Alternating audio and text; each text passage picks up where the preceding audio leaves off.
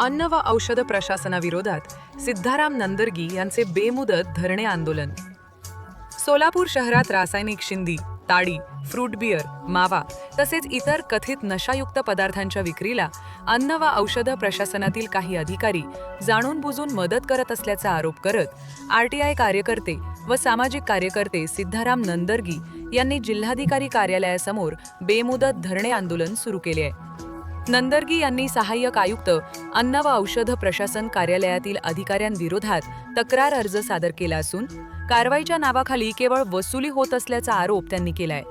तसेच संबंधित अधिकाऱ्यांची बदली करून कथित वसुलीचे जाळे तातडीनं मोडीत काढण्याची मागणीही त्यांनी केलीय. आपल्या मागण्यांकडे तात्काळ दखल न घेतल्यास पुढील आठवड्यात मुंबई येथील अन्न व औषध प्रशासन आयुक्त कार्यालयासमोर बेमुदत धरणे आंदोलन किंवा उपोषण करण्यात येईल असा इशाराही नंदर्गी यांनी दिलाय.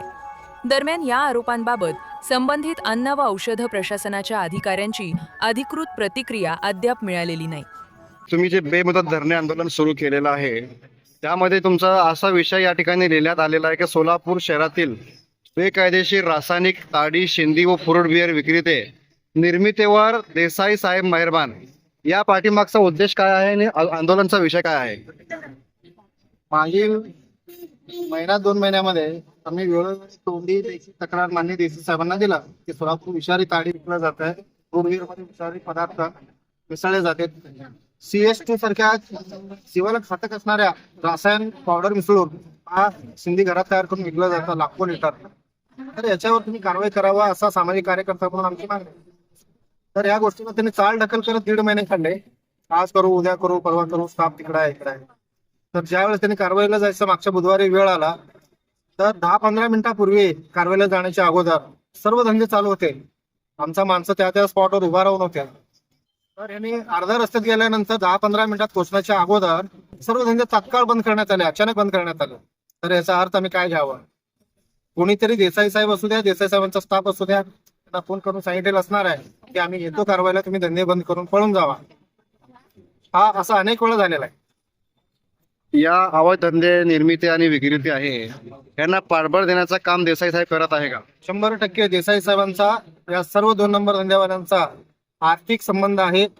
कारण त्या जे धंदा चालवणार आहे, CS2 पावडर घालून शिंदी तयार करणार आहे, त्यांच्या ऑफिसमध्ये येणं जाणं सारखं त्यांचा वावर आहे. त्यानंतर श्रीनिवास गौड, जगदीश अमूल, भंडारी कंपनी, अजून असे भरपूरसे शिंदी तयार करणारे समाज आहे. हा त्या देसाईच्या मूळ संपर्कात आहे. देसाईने जे 0 कर्मचारी ठेवून काही सामाजिक कार्यकर्ते आणि काही 0 पत्रकार आहेत त्यांना समोर ठेवून वसुली करतो, मध्यस्थी करतो, तडजोड करतो, असं अनेक वेळा समोर आले. आज जे आपण या ठिकाणी बेमुदत धरणे आंदोलनाची सुरुवात केली आहे याच्यावर पुढील काळात आपली मागणी काय असणार आहे? मी येत्या शनिवारपर्यंत इथं आंदोलन करणार आहे. दखल नाही घेतलं, कारवाई नाही झालं तर मी सरळ मुंडे साहेबांच्या केबिन समोर जाऊन मांडी घालून बसणार आहे. तिथे 3 दिवस बघणार. जर कोणी माझं दखल घेत नसेल तर मी तीव्र आंदोलन करत एकतर स्वतःला संपवेन, नाही तर त्यांना संपवेन.